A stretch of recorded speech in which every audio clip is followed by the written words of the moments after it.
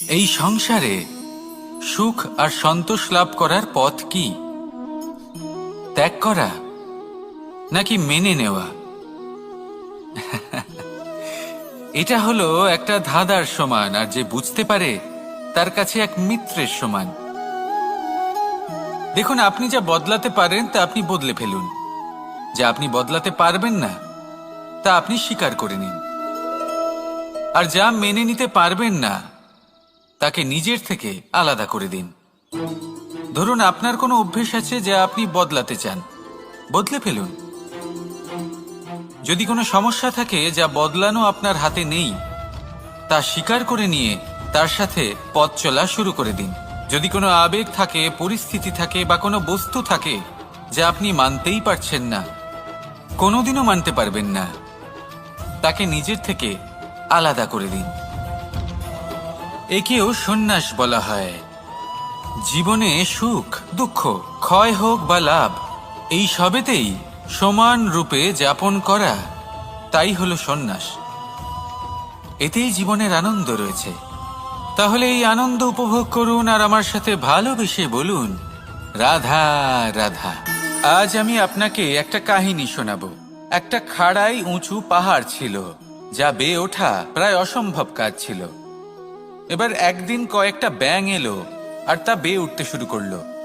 আস্তে আস্তে প্রত্যেকটা ব্যাঙ মিলে লাফিয়ে লাফিয়ে ওপরে ওঠার চেষ্টা করছিল। নিচে কিছু পশু দাঁড়িয়েছিল যারা বলছিল, এটা তো অসম্ভব ব্যাপার, এই ব্যাঙগুলো উঠতেই পারবে না, সকলে পড়ে যাবে। আর তারপর ধীরে ধীরে সমস্ত ব্যাঙ নিচে পড়তে থাকলো। শেষ পর্যন্ত একটাই ব্যাঙ ছিল যে শিখরে পৌঁছতে পারল। জানেন সে কেন পারল? কারণ সেই ব্যাঙ বধির ছিল। সে কারোর কথা শোনেনি। ও স্থির করেছিল শিখরে পৌঁছতে হবে, আর পৌঁছে গেল। এবার এটা কিন্তু আমাদের জন্য অত্যন্ত গুরুত্বপূর্ণ শিক্ষা। আপনি যদি জীবনে নিজের লক্ষ্য স্থির করে থাকেন, তাহলে এদিক ওদিক কারোর কথা শুনবেন না, শুধুই নিজের লক্ষ্যের দিকে অগ্রসর হন। কারণ সাফল্য আপনার প্রচেষ্টার দ্বারাই আপনি পেতে পারেন, অন্যের কথা দ্বারা নয়। তাহলে চেষ্টা করতে থাকুন আর নিজের লক্ষ্য প্রাপ্ত করুন, আর আমার সাথে ভালোবেসে বলুন, রাধা রাধা। এই সূচটা দেখুন, কতটা গুরুত্বপূর্ণ এই সূচ। ওর কতটা ভূমিকা রয়েছে, ও কত রকম ভাবে সাহায্য করতে পারে আমাদের। এর সাহায্যে যদি আপনি চান, তাহলে এক সাধারণ কাপড়কে আপনি পোশাকে পরিবর্তিত করতে পারেন। আপনি যদি চান, তাহলে অনেক ফুল একসাথে নিয়ে একটা মালা বানিয়ে ফেলতে পারেন, বা অলংকার বানিয়ে ফেলতে পারেন। এর সাহায্যে আপনি বাড়িও সাজাতে পারেন। এ হলো অত্যন্ত গুরুত্বপূর্ণ জিনিস। কিন্তু আপনি ভাবুন, যদি এই সূচে এই ছিদ্রই না থাকে, যদি এর সাথে এই সুতোই না জোড়া যায়, তখনও কি এটা এতটাই গুরুত্বপূর্ণ থাকবে? কখনোই না। তখন এটাকে কাউকে কষ্ট দেওয়ার কাজে লাগানো যেতে পারে। দেখুন, একটা অত্যন্ত গুরুত্বপূর্ণ কথা আপনাকে মনে রাখতেই হবে। যে কোনো বস্তু একা তার গুরুত্ব হারিয়ে ফেলে, কোনো কিছুর সাথে তার সম্মান বেড়ে যায়, তার গুরুত্বও বেড়ে যায়। এটা মানুষের ক্ষেত্রেও প্রযোজ্য। যদি আপনি সামনে এগোতে থাকেন এবং একাই এগোতে থাকেন, তাহলে আপনি যাই করে নিন না কেন, আপনি সেই প্রেম, সেই সম্মান, সেই সম্বল পাবেন না। কাউকে নিজের সাথে নিয়ে চলুন, আপনারও মান বাড়বে। কাউকে তার যোগ্য স্থান দিন, আপনারও সম্মান বাড়বে। ঠিক সেইভাবেই যেইভাবে এই সুতোর দ্বারা সূচের সম্মান বাড়ে, আর যেমন প্রেম দ্বারা গুণের মান বেড়ে যায়। তাহলে আসুন আর আমার সাথে ভালোবেসে বলুন, রাধা রাধা। আমরা মনে করি অন্যের উপকার করা, কারোর ভালো করা, কাউকে সাহায্য করা, সেবা করা, দান করা, সুখে দুঃখে কারোর সাথে থাকা, এ হলো আমাদের জীবনের সবথেকে বড় কর্তব্য। এটাই আসল কর্তব্য। কিন্তু এটা কি সত্যি? না। কর্তব্যের জন্য অনেক সময় মানুষকে অনেক অনেক যন্ত্রণা ভোগ করতে হয়। এমন কিছু কর্তব্য থাকে যা পালনের জন্য মানুষকে এমন কিছু পথ দিয়ে যেতে হয় যেখানে কাঁটা আছে। দুঃখ আছে, যন্ত্রণা আছে, বিপদ আছে, সেটা পার করে তবে ও নিজের কর্তব্যকে পূর্ণ করতে পারে। অন্যের উপকার, ভালো কাজ করা, কাউকে সাহায্য করা, দান করা, সেবা করা, সুখে দুঃখে সঙ্গ দেওয়া, এটা কর্তব্য নয়, এটা হলো আনন্দ। কারণ এতে আপনারই জীবন আরো সুখময় হবে, আপনি আরো সুখ পাবেন, আপনার স্বাস্থ্য আরো ভালো হবে, আপনি জীবনে আরো ভালো ভালো মানুষ পাবেন। আর সব থেকে বেশি যদি এ কিছু বাড়িয়ে তোলে তাহলে তা হলো প্রেম। তাহলে একে কর্তব্য মনে করবেন না, এ হলো শুধুই সেই পথ যাতে অগ্রসর হয়ে আপনি নিজের জীবন অত্যন্ত সুখময় করে তুলতে পারবেন। তাহলে আপনি এটাই করুন আর আমার সাথে ভালোবেসে বলুন, রাধা রাধা। আপনি কখনো একটা পর্বতকে দেখে থাকবেন, দিনের বেলায় যদি দেখেন এই পর্বতকে কত সুন্দর দেখতে লাগে, এত বিশাল এত সুন্দর প্রকৃতির এই দৃশ্য দেখে মনে শুভ চিন্তার উদ্ভব হয়। এবার সেই পর্বতকেই আপনি অন্ধকারে দেখুন, ততটাই ভয়াবহ মনে হয়। এবার এটাই হয় মানুষের সাথেও, আর এটাই হয় অন্য কোনো স্থানের সাথেও। এবার এর কারণ কি? তাহলে কি মানুষের রূপ, তার ব্যক্তিত্বের কোনো মাহাত্ম্য নেই? না, এরকম কখনোই নয়। এর সমস্ত কৃতিত্ব পায় প্রকাশ। শুধুমাত্র এই প্রকাশই আপনার গুণকে, আপনার ব্যক্তিত্বকে, আপনার রূপ আরো উজ্জ্বল করে সংসারের সামনে নিয়ে আসে। তাহলে আপনিও অন্ধকার থেকে প্রকাশের পথে অগ্রসর হন, সেই মানুষগুলোর দিকে অগ্রসর হন, সেই দিশায় অগ্রসর হন যা আপনার ভেতরের গুণগুলিকে, আপনার ব্যক্তিত্বকে সংসারের সামনে আনতে পারে। যদি আপনি তা করতে পারেন তাহলে আপনি জীবনভর সুখী থাকবেন। আসুন আর আমার সাথে ভালোবেসে বলুন, রাধা রাধা। আপনি কখনো সূর্যের আলোকে নিজের হাতের মুঠোর মধ্যে রাখার চেষ্টা করেছেন? আপনি নিশ্চয়ই জানেন যে সেটা সম্ভব নয়। আপনি জলকে কখনো বেঁধে রাখার চেষ্টা করুন, সেটাও সম্ভব নয়। কিন্তু যখন এই সূর্যের প্রকাশ, এই উত্তাপ পৃথিবীতে আসে, তখন ধরিত্রী কি করে? সে সমস্ত বনস্পতির মধ্যে তা ভাগ করে দেয়, তাদের বিকাশের সহায়ক হয়ে ওঠে। আর এই ধরিত্রীকে পুজো করা হয়, একে ধরিত্রী মাতা বলা হয়।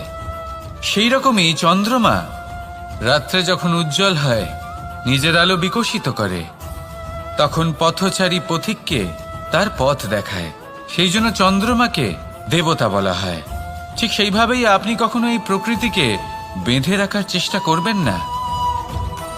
একে আগলে রাখতে শিখুন, একে ভাগ করে নিতে শিখুন, ঠিক প্রেমেরই মতো। এই প্রেমকে কখনো নিজের হাতের মুঠোয় আবদ্ধ করার চেষ্টা করবেন না, বরং একে মন খুলে ভাগ করে নিতে শিখুন। এটা যদি আপনি শিখে নিতে পারেন তাহলে নিজেকেও প্রসন্ন রাখতে শিখে যাবেন, অন্যদেরও প্রসন্ন রাখতে শিখে যাবেন। আসুন আর আমার সাথে ভালোবেসে বলুন, রাধা রাধা। দুঃখ কি, ভয় কি, এদের কিছুটা এইভাবে ভাবা যেতে পারে। জীবনে যখনই আপনি কিছু একটা লাভ করবেন, তখন সেটা হারানোর ভয় তার সাথেই চলে আসে। যেমন আপনি যদি ধন অর্জন করেন, ধন হারানোর ভয় তার সাথেই চলে আসে। সম্পত্তি অর্জন করলে সেটা লুট হবার ভয় তার সাথেই চলে আসে। আর এটা জীবনের সাথেও হয়। যেই মুহূর্তে আপনি জন্ম নেন, মৃত্যুর ভয় তার সাথেই চলে আসে। জন্ম না নিলে মৃত্যু কিভাবে হবে? মৃত্যুর ভয় কোথা থেকে আসবে? এবার এই ভয় কি সেটা আপনাকে বুঝিয়ে বলি। এই ভয় যদি মনের মধ্যে থাকে, জীবনে থাকে, তাহলে যা কিছু লাভ করবেন, সুখ, সম্পত্তি, সুবিধা, ধন, এইগুলি লাভ করার একটা আনন্দ থাকে, এদের সাথে জীবনযাপন করার একটা আনন্দ থাকে। এই ভয় সেই আনন্দ আপনার থেকে কেড়ে নেয়। ধরে নিন কাল আপনার মৃত্যু হতে চলেছে। এবার কালকের মৃত্যুর ভয় আজই মনে পুষে রাখলে তাহলে এই ভয় আজকের সুখ, আজকের শান্তি আপনার থেকে কেড়ে নেবে। ভয় এটাই করে। সেই জন্য মনে রাখবেন, ভয়ের সঙ্গ আপনি ত্যাগ করে দিলে জীবন যাপনের যে সুখ তা চিরকাল আপনার সাথে থাকবে।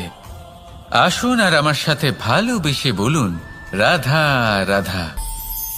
আপনি কখনো কোনো পর্বতে চড়েছেন?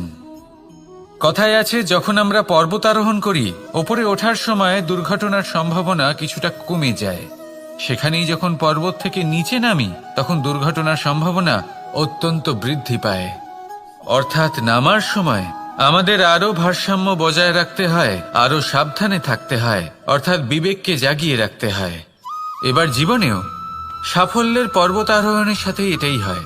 যখন আমরা সাফল্যের পর্বত আরোহণ করতে থাকি, তখন এমনি আমাদের লক্ষ্য আমাদের গন্তব্যের দিকে থাকে।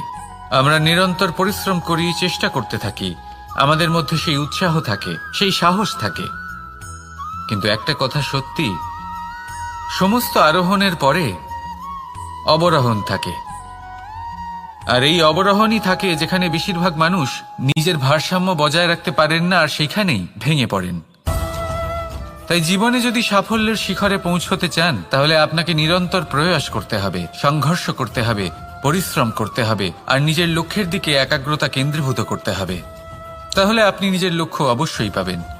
কিন্তু যখন অবরোহণের সময় আসবে, যা নিশ্চিত রূপে আসবেই, তখন আপনাকে সংঘর্ষ করতেই হবে, ধৈর্য ধরতেই হবে, সাবধানে থাকতেই হবে, ভারসাম্য বজায় রাখতেই হবে। এটা হলো অত্যন্ত আবশ্যক, কারণ পরবর্তী সাফল্যের শিখরে আপনাকে পৌঁছতেই হবে, আর তার জন্য আপনাকে সুরক্ষিতভাবে অবরোহণ করতেই হবে। ঠিক কিনা? আসুন আর আমার সাথে ভালোবেসে বলুন, রাধা রাধা। প্রসন্নতা এমন এক অনুভূতি যা আমরা সকলে পেতে চাই। এবার এটা ভেবে দেখুন যে আমরা আমাদের প্রসন্নতার জন্য অন্য কাউকে দায়ী কেন করি। আজও এরকম কিছু করেছে, ওর জন্য আমি দুঃখী হয়ে আছি। আজও এমন কিছু করলো যার ফলে আমার মন প্রসন্ন হয়ে উঠল। না, আপনাকে স্পষ্ট করে একটা কথা বলে দিই, আপনার প্রসন্নতা না শুধু আপনার নির্বাচন, না শুধু আপনার হাতে রয়েছে, বরং আপনি নিজের প্রসন্নতাকে নিজেই আকৃষ্ট করেন। এই ফুলগুলিকে দেখুন, এই ফুল এর সুগন্ধ ছড়ায়, আর এই ফুল নিজের দিকে কীট পতঙ্গদের আকৃষ্ট করে। এবার দেখুন, কীট পতঙ্গ কাদের আকৃষ্ট করে? গিরগিটি বা ব্যাঙ, এরকম কিছু প্রাণীদের। এবার এই যে ফুল, কীট পতঙ্গের জন্য এই যে ফুল, তার বিকাশ হয়, এ আরো প্রস্ফুটিত হয়, ওর বংশ আরো বৃদ্ধি পায়। তাই এর তাৎপর্য হলো সহজ, ফুল উচিত ব্যক্তিকে নিজের দিকে আকৃষ্ট করে। এবার কীটপতঙ্গের কথা বললে তারা কাদের আকৃষ্ট করে? তাদেরই, যারা তাদেরই শিকার করবে, খাদ্যরূপে গ্রহণ করবে। এবার কাকে আপনি নিজের দিকে আকৃষ্ট করতে চান, তার নির্বাচন আপনারই। আপনি কি প্রসন্নতাকে নিজের দিকে আকৃষ্ট করতে চান, নাকি অপ্রসন্নতাকে করতে চান, তার নির্বাচন আপনারই। আপনি জীবনে যা কিছু পাবেন, সুখ দুঃখ, আশা নিরাশা, প্রসন্নতা অপ্রসন্নতা, সবই হলো আপনারই নির্বাচনের পরিণাম। তাহলে সঠিক নির্বাচন করুন, আর আমার সাথে ভালোবেসে বলুন, রাধা রাধা। ঘূর্ণিঝড়, যখন এই ঘূর্ণিঝড় আসে, তখন প্রচণ্ড বেগে হাওয়া বয়ে চলে। সেই সময় এমন কিছু বৃক্ষ আছে যা কঠিন হয়ে দৃঢ় হয়ে দাঁড়িয়ে থাকে। সেই গাছ যা 10 বছর ধরে বা সহস্র বছর ধরে দাঁড়িয়ে থাকে, তাদেরকে আপনি খুব সহজে নাড়াতে পারবেন না। কিন্তু ঘূর্ণিঝড়, এর প্রভাব এতটাই তীব্র হয়, এর হাওয়াতে এতটাই প্রবল শক্তি থাকে যে এই বৃক্ষগুলিকে উচ্ছেদ করে, সেই বৃক্ষ নষ্ট হয়ে যায়। এবার এমন কিছু বৃক্ষ থাকে যাদের কাণ্ড নমনীয় হয়, খুবই নরম হয়। সেই জন্য যখন জোরে বাতাস বয়, কোনো ঘূর্ণিঝড় আসে, তখন এই বৃক্ষগুলি ঝুঁকে যায়। আর যখন এই ঘূর্ণিঝড় চলে যায়, শান্ত হয়ে যায়, তখন ওরা আবার দাঁড়িয়ে পড়ে। এবার এটাকে আপনি কি বলবেন? কি বুঝবেন আপনি? সুযোগ সন্ধানী? না, বরং এটাই হলো প্রকৃত আদর্শ। যখন আপনার সামনে এমন কেউ থাকেন যিনি আপনার থেকে অনেক শক্তিশালী, তখন তাকে সম্মান করা আপনাকে শিখতেই হবে। তাই মনে রাখবেন, এই সংসারে যখনই দুই শক্তির একে অপরের সাথে সংঘর্ষ হয়, শুধুই বিনাশ হয়। কিন্তু যখন শক্তির সাথে আসক্তি মিলিত হয় সেখানে সুরক্ষা থাকে, সেখানেই কিছু নির্মাণ হয়। তাই আসুন আর আমার সাথে ভালোবেসে বলুন, রাধা রাধা। ভয়, আমরা ভয়ের বিষয়ে অনেক কথা বলি, ভয়ের থেকে সবসময় দূরে পালাই। কখনো ভেবে দেখেছেন আমরা এই ভয়ের সদ্ব্যবহারও কি করতে পারি না? নিশ্চিত রূপে করতেই পারি। এমন কোনো অক্ষর নেই যার দ্বারা কোনো মন্ত্র হয় না। তাই নিশ্চিত রূপে এই ভয়েরও সদ্ব্যবহার আমরা করতেই পারি। নির্ভর করছে আপনার দৃষ্টিভঙ্গির ওপর, আপনার প্রতিক্রিয়ার ওপর। ভয় যখন সামনে আসে দুটো পথ থাকে। প্রথমটা হলো ভয়ভীত হয়ে চুপচাপ পালিয়ে যাওয়া, আর দ্বিতীয় পথ সেই ভয়ের সম্মুখীন হওয়া। সেই ভয়ে ডুবে গিয়ে দেখুন এমন কি আছে যা আপনাকে পিছনে টেনে রাখছে। নিজের সাহসকে জাগিয়ে তুলুন, নিজেকে আরো শক্তিশালী বানিয়ে তুলুন, নিজেকে আরো শ্রেষ্ঠ বানিয়ে তুলুন, আর আপনার সামনে যা আছে সব প্রাপ্ত করে নিন। সেই ভয়, আপনি তার থেকে পালিয়ে যেতে চান নাকি তার সম্মুখীন হয়ে নিজেকে আরো শ্রেষ্ঠ বানাতে চান? সেই চয়ন আপনারই, প্রতিক্রিয়া আপনারই, দৃষ্টিভঙ্গি আপনারই। আসুন আর আমার সাথে ভালোবেসে বলুন, রাধা রাধা। কখনো কোনো বনে আপনি আগুন লাগতে দেখেছেন? এমন ভয়ানক আগুন লাগতে পারে সমস্ত বন জ্বালিয়ে দিতে পারে। সেখানে যে বনস্পতি পাওয়া যায়, সেখান থেকে যে ঔষধি পাওয়া যায়, সব কিছু নষ্ট হয়ে যায়। যে পশু পাখি পাওয়া যায় বেশিরভাগই নিজের প্রাণ হারিয়ে ফেলে, আর যারা বাকি থাকেন তারা নির্বাসিত হন। কিন্তু কখনো ভেবে দেখেছেন এই বনে আগুন লাগে কি করে? ছোট ছোট শুকনো পাতার কারণে, শুকনো ডালের কারণে, সেইগুলো যেগুলো কখনো গাছের অংশ ছিল। সবসময় মনে রাখবেন, গাছ আমরা কুড়ুল দিয়ে কেটে থাকি, কিন্তু গাছ কখনো কুড়ুলের ডগা দিয়ে কাটা যায় না। বরং এই যে হাতলটা আছে তাতে যে শক্তি লুকিয়ে রয়েছে, এই শক্তির দ্বারা গাছ কাটা হয়। এবার বলুন, এই যে হাতল, এ কি দিয়ে তৈরি হয়? স্বয়ং গাছের দ্বারাই। এর থেকে আপনি কি শিক্ষা পেলেন? যদি কেউ আপনজন হন, যে আপনার কোনো দরকারে লাগছেন, সেই কারণে তাকে নিজের থেকে দূরে করবেন না। যদি তার সাহায্যের প্রয়োজন হয় তাহলে তাকে সাহায্য করুন, যদি তার সঙ্গের প্রয়োজন হয় তাহলে তাকে সঙ্গ দিন। নিঃস্বার্থভাবে আপনজনদের বিকাশের পথে নিয়ে যান। নিজের স্বার্থ অনুসারে আপনজনদের নিজের জীবনে রাখবেন না। আসুন আর আমার সাথে ভালোবেসে বলুন, রাধা রাধা। জীবনে লক্ষ্য লাভ কি করে করতে হয়?